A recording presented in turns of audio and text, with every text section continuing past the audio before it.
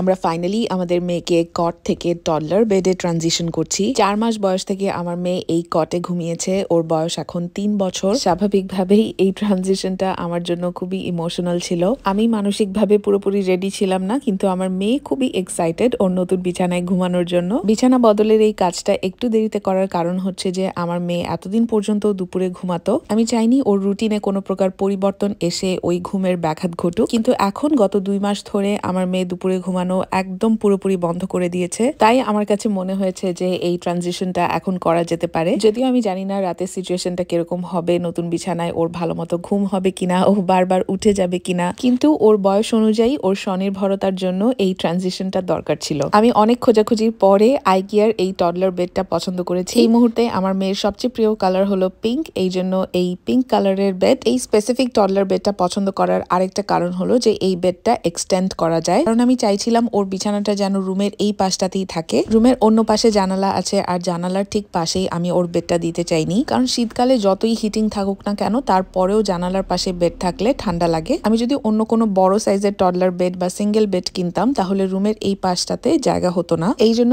আমি এই টডলার বেডটা পছন্দ করেছি। এটাকে যে কোনো সময় এক্সটেন্ড করা যাবে। এই সুন্দর কাঁথাটা আমার শাশুড়ি নিজের হাতে বানিয়েছে আমার মেয়ের জন্য। আমরা খুবই এক্সাইটেড এই নতুন ট্রানজিশনের জন্য, কিছুটা নার্ভাসও। দেখা যাক কি হয়, আমি আপডেট জানাবো পরে।